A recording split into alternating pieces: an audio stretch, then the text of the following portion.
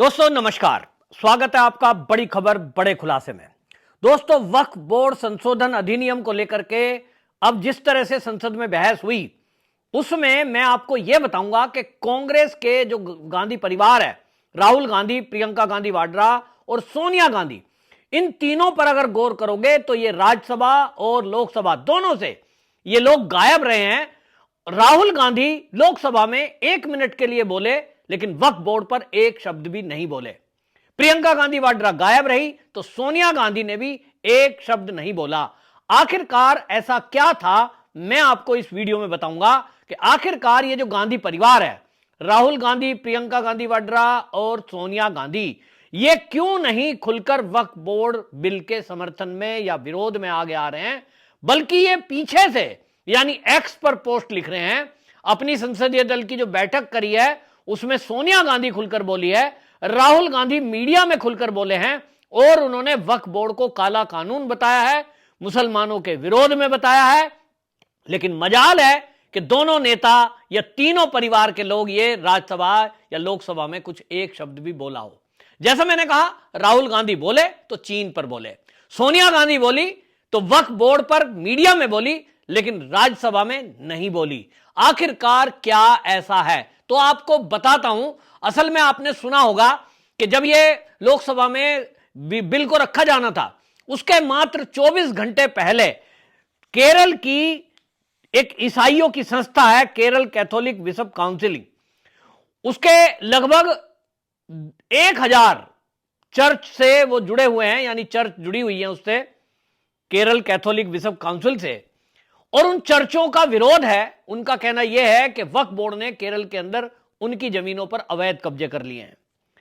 मुनम्मम गांव है, गांव, वहां पे 600 से अधिक ऐसे परिवार हैं जिनकी पैतृक संपत्ति है, मछुआरे हैं वो, और उसको भी वक्फ बोर्ड ने अपनी संपत्ति घोषित कर दिया है। उसको लेकर के जब वो सरकारी दफ्तर में गए तो सरकार के जो अधिकारी हैं, सरकारी अधिकारी, उन्होंने ये कह दिया कि देखो जी, वक्फ बोर्ड का ये डिस्प्यूट है, इसको लेकर आप कोर्ट में जाइए। कोर्ट में गए तो वक्फ बोर्ड वालों ने दिखाया और उन्होंने कहा केंद्र का कानून है कि इसको ट्रिब्यूनल में ही शॉर्ट आउट किया जा सकता है और वक्फ बोर्ड ही इसको तय करेगा संपत्ति का असली मालिक कौन है। यानी उनको उलझा दिया। उन्होंने धरने प्रदर्शन किए, 150 दिन धरना प्रदर्शन हुआ, चर्चों के पादरियों ने बाकायदा उसमें भाग लिया, और यही है कांग्रेस की फांस। जो मैंने कहा, आप तीनों नेताओं का एक भी बयान वक्फ बोर्ड पर खुलकर यह नहीं सुनेंगे कि वो ये कह रहे हो कि वक्फ बोर्ड को समर्थन करना है या विरोध करना है। समर्थन तो कर ही नहीं सकते, विरोध करना है। कांग्रेस ने रणनीति बनाई, क्योंकि इसमें आपको बता दूं कि जैसे ही चर्च का नाम सामने आया तो ये जो गांधी परिवार है, ये इस मुद्दे पर फंस गया।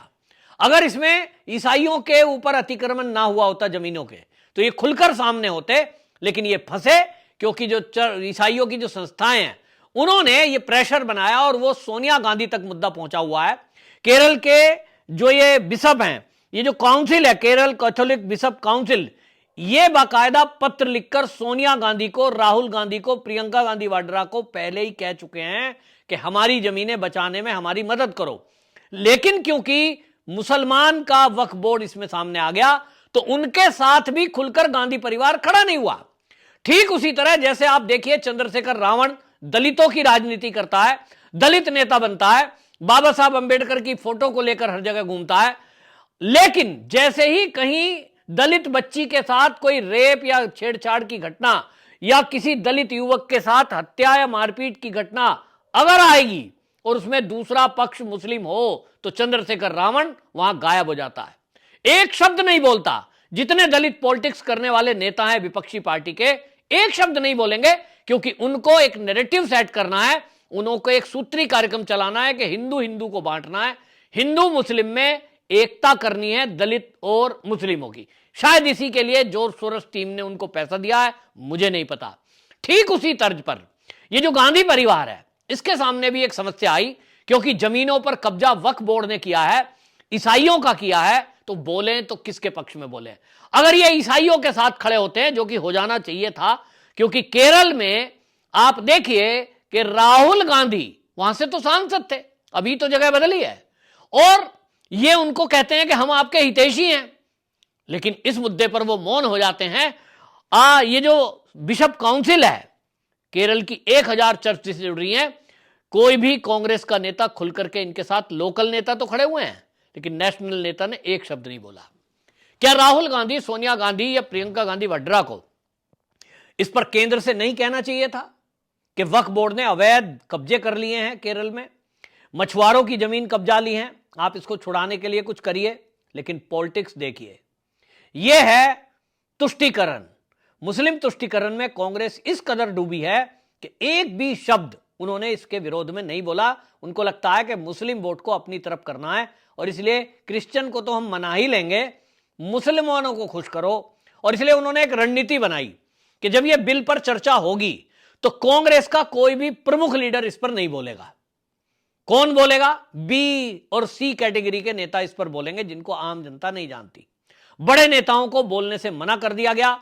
और जब यह लिस्ट बनती है तो हाईकमान इस लिस्ट को बनाता है कि लोकसभा में और राज्यसभा में कौन नेता पार्टी के पक्ष से बोलेगा। तो आप देखिए, कोई भी बड़ा नेता इस पर नहीं बोला है।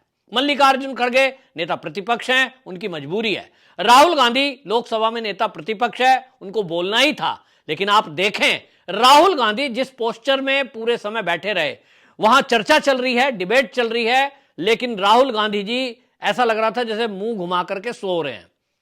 और वहां बोले तो केवल चीन के मुद्दे पर बोले कि चीन के वो जो है सैनिकों ने हमारी जमीन कब्जा ली, 20 लोग हमारे शहीद हो गए थे, उस पर कुछ सदन में चर्चा होना चाहिए। मतलब मुद्दा चल रहा है वक्फ बोर्ड का, लेकिन राहुल गांधी बोल रहे हैं चीन पर। ठीक इसी तरह सोनिया गांधी एक शब्द नहीं बोली, लेकिन वो अगर अपनी संसदीय दल की जो बैठक कर रही थी उसमें बोली, और वो बोल रही है कि बिल जो है समाज को बांटने वाला है, संविधान को अंत की तरफ ले जाने वाला है। और उसको संबोधित करते हुए कह रही हैं, सोनिया गांधी ने बोला मोदी सरकार देश को रसातल में ले जा रही है। भाजपा ने लोकसभा में इस बिल को बुलडोजर बुद्धि से पारित किया है, यानी वो बुलडोजर विचारधारा बता रही है। ऐसा बताना चाह रही हैं सोनिया गांधी जैसे जबरदस्ती पिस्तौल की नोक पर यह बिल पास करा लिया गया हो। इसको सारे कांग्रेसी ये कह रहे हैं कि काला बिल है, काला बिल है, ये हम इसको नहीं मानते। क्यों भाई? कांग्रेस के कार्यकाल में या देश की आजादी के बाद से जब तक जितने संसद में बिल पास हुए हैं, नंबर गेम ही तो है। नंबर गेम भाजपा के पक्ष में है, इसलिए पास हो गया। ये जो बिल है ये तो समाज को बांटने वाला है। कैसे बटेगा समाज भाई? आप ये कह रहे हो कि साहब ये मुसलमानों की जमीनें ले लेगा, फिर से झूठ बोल रहे हो। राहुल गांधी की सुने तो राहुल गांधी को, जैसे मैंने कहा, वो एक्स पर पोस्ट लिख रहे हैं, बिल मुसलमानों की संपत्ति का हड़पने का एक अधिकार है, ये हथियार है। इस पर वो लिख रहे हैं, वक्फ बोर्ड विधेयक मुसलमानों को हाशिए पर धकेलने और उनके निजी कानूनों और संपत्तियों के अधिकारों को हड़पने के उद्देश्य से बनाया गया एक हथियार है। अब ये जमीनें आरएसएस और बीजेपी के लोगों को दे दी जाएंगी। वही नपातुला एक बयान। लेकिन राहुल गांधी संसद में एक शब्द नहीं बोले। राहुल गांधी देश को एक बार फिर से बरगला रहे हैं, झूठ बोल रहे हैं। सोनिया गांधी भी वही काम कर रही है जो सीए के विरोध के टाइम पे इन्होंने किया था। मुसलमानों को बार बार एक झूठ बोला था, आपकी यहां पर नागरिकता जाने वाली है और आपको तो जेलों में डाल देंगे। ठीक उसी तरह का काम सोनिया गांधी और राहुल गांधी और कांग्रेस के नेता इस समय कर रहे हैं। बार बार एक ही झूठ को बोल रहे हैं, मुसलमानों की संपत्ति ले लेंगे, मुसलमानों की संपत्ति ले लेंगे। जबकि जब से संसद में बहस नहीं, इसके पहले से शुरुआत जो हुई है, बार बार सरकार की तरफ से, और अब तो ड्राफ्ट भी पब्लिक डोमेन में है, उसमें कहीं ऐसा नहीं लिख रहा कि किसी की संपत्ति ले ली जाएगी।